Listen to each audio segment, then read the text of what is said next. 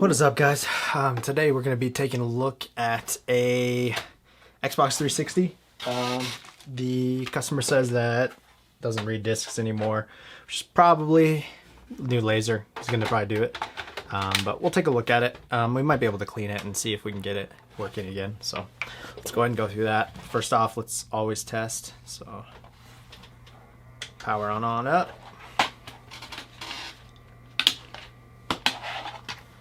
And always have a spare disc that I know is good and working. Just makes things a lot easier than having to grab a new disc every time. I just have a couple of extra ones, and I have them for all consoles, or as many consoles as I can. It's just good to have and then stay organized. It just saves you more time, because the more time you save, the better off you're going to be. Yeah, it looks like the door's stuck anyways. If we can get it. Sometimes if you work it up gently.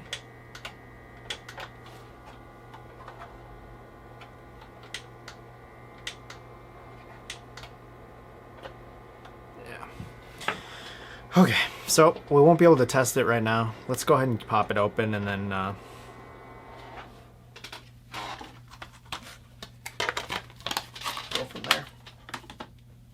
so this one's in pretty pristine condition, so I'm going to try to take my time with this one. Not that I don't take my time with everyone, but usually when there's scuffs and stuff, you know, there's a little leeway from not having to be so gentle with it. But for this one, I'm going to be as gentle as I can, just because it honestly looks like it just came from the factory pretty much. Everything looks really, really super nice on it. And he has the box and everything with it, so I'll go ahead and do that.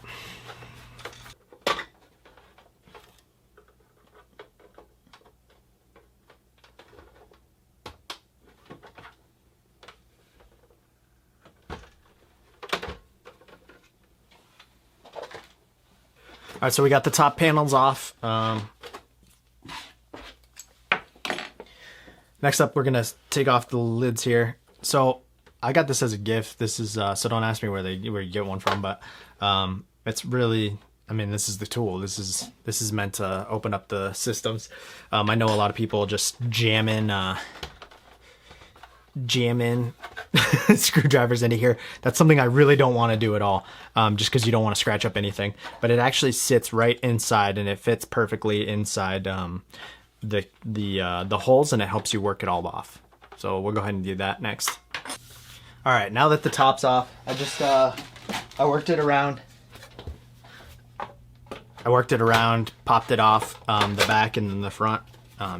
Real gentle with this side as well.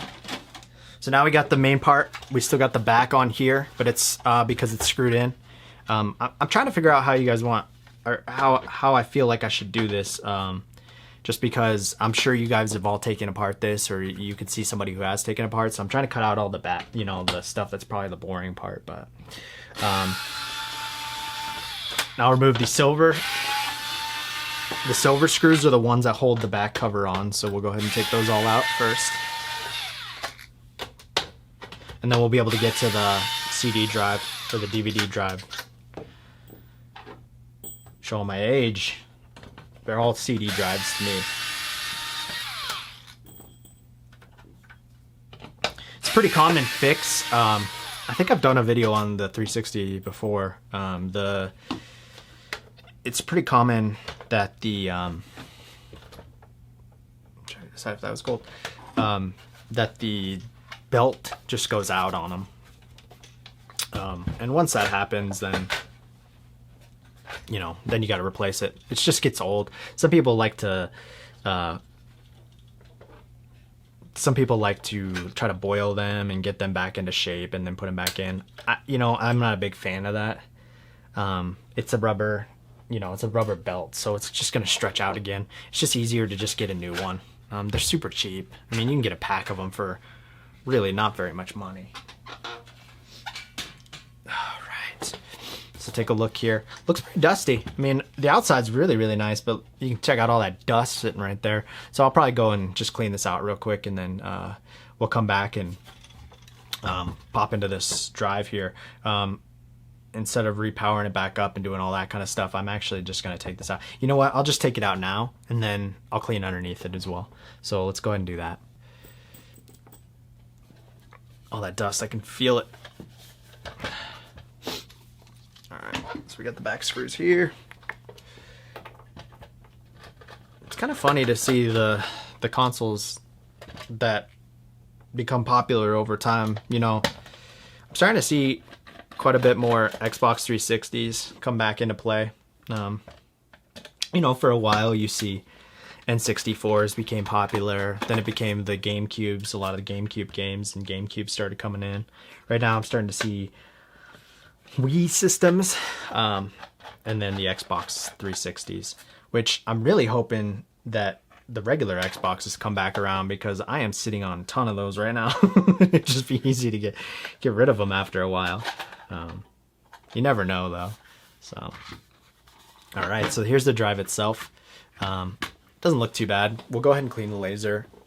He did mention that it didn't read discs, but I'm kind of guessing too that sometimes when the belt wears out, it'll pull out and it can't pull itself all the way back in. And when it does that, it automatically ejects, and before it even reads a disc. So sometimes people bring in these and they think, oh, it's not reading the disc because it can't read it and it spits it back out. When in reality, what's happening is that the disc drive, it can't seat back into itself correctly.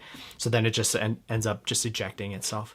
And then finally it gets stuck just like we had it. So let's go ahead and we'll get the belt. I have a few extras here. So we'll take out the bottom. And you want to be super careful, obviously, of the laser. It's already sat up like it thinks that there's a disc in there. So we're going to have to pop it. Easiest way to do this is get yourself a tool here. It's this piece right here. So this is what really starts it from ejecting. You're just going to start pushing it. It'll drop the laser down, and then you can work this all the way out. And then finally, it'll pull out. And the belt that we're going to switch out is going to be this one right here. You can, if you can get to it, if you can get the drive to eject, you don't actually have to disassemble this just to get this belt out. But I knew that he had mentioned that it wasn't reading discs, and seeing how dusty it is, it's just worth cleaning off the laser while we're in here too. That's something you can't do, obviously, with it not opened. So let's go ahead and grab a new belt and put that in. So here's the new belt. Here's the old belt.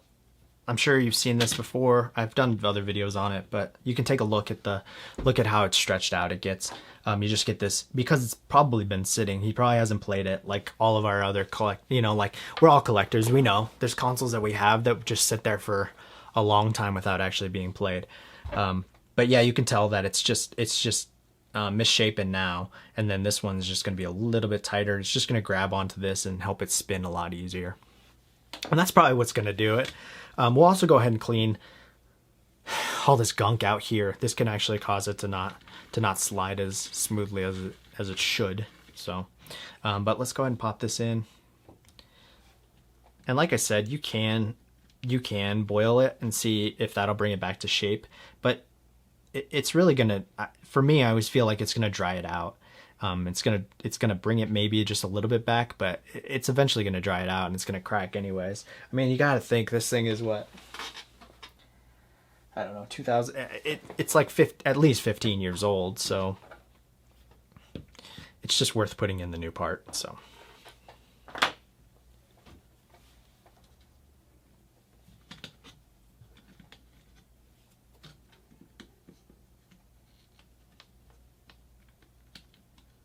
Perfect. So work there, and you can just feel it's just a lot more grabby. So as soon as this motor pulls, if it has just a little bit of less tension, it just will slip so much that it just can't get it to start popping. So I'm gonna leave this out. I'm just gonna clean this off, and then we'll come back to it. All right. Let's go and throw it again. Cross our fingers, see what happens.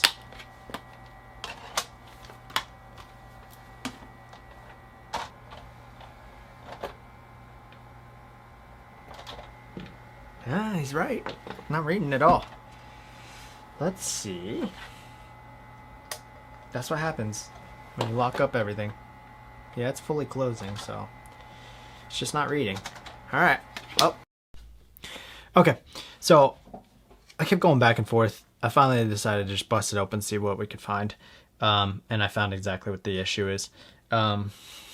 So the drive itself just isn't telling the Xbox that the door's closed, so it's just trying to pop it back open. If you look at this piece right here, this is the sensor. So once it clicks into itself, once this hits over, it'll click into itself and let it know that it's closed up on that side.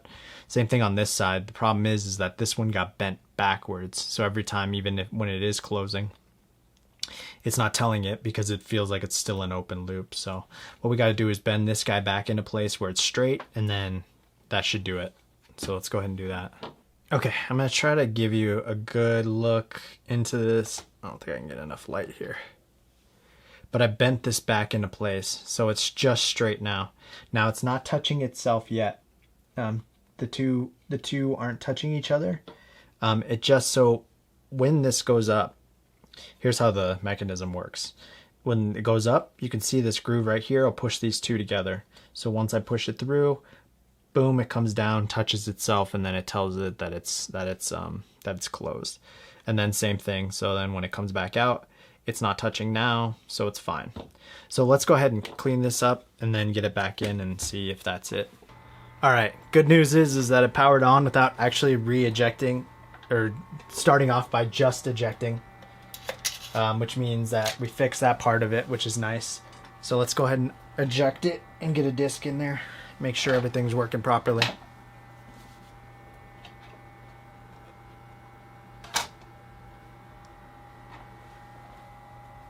Here's where we cross our fingers, make sure we got it.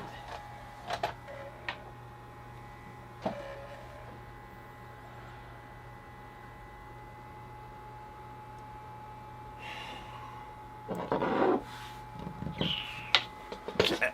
It's still not reading the disc. All right. Let's go and swap the laser.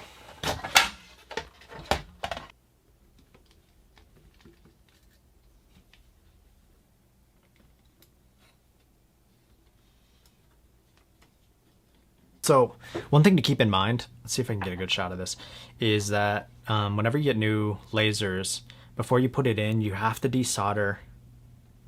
See if it'll. You have to desolder the static blob that they put on. It's right here.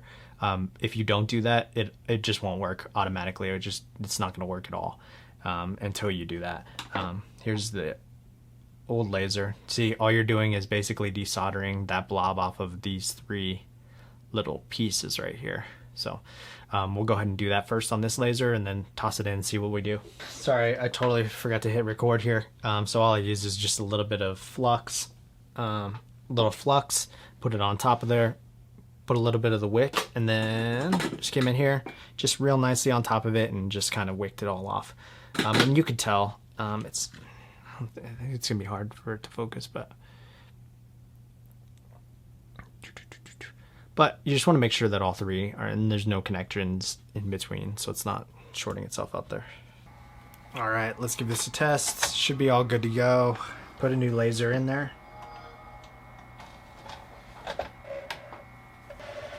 All right, pulling it up, FIFA. EA Sports. It's a game. Sweet.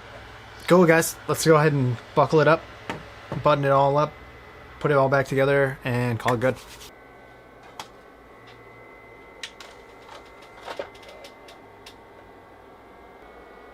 Cool. All right, loading up perfect.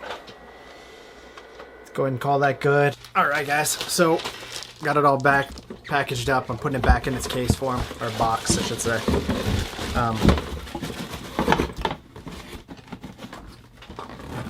So a couple things I wanted to keep in mind real quick that I wanted to say was that I totally, I work on a ton of different consoles, pretty much everything, and I always forget, or I tend to forget a lot, that the drives themselves aren't swappable. So I go out and I collect a lot of broken consoles, obviously, for spare parts and that kind of stuff. Just so that I can use, like, if, you can pick up a Red Ring of Death Xbox 360 for like $5 or whatever, and then at least you know you have some other parts in it that you can take off and do and swap. One mistake that I made when working on this one was thinking that I could just swap the disk drive over, and I totally forgot that they're actually married, I think, so that it won't boot up if you put the new one in unless you move over the whole motherboard itself.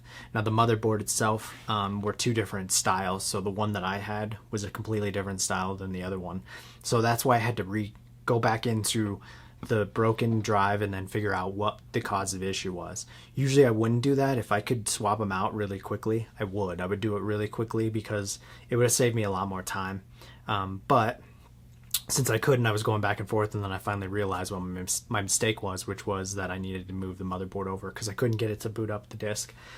So just keep that in mind. But thanks again for watching. I hope you guys kind of enjoy these a little bit. It's a little bit look into, you know, how I run my shop and that kind of stuff. And obviously I'm not the #1 expert on everything. That's kind of why I do these videos, kind of going through and showing you that, you know, it takes a lot of trial and error, but I'm hoping to get down enough you know, ways of doing things that I can get them done successfully and quickly, and then just keep getting more and more stuff in. So I hope you guys enjoyed this, but thanks again for watching, and we'll catch you guys later.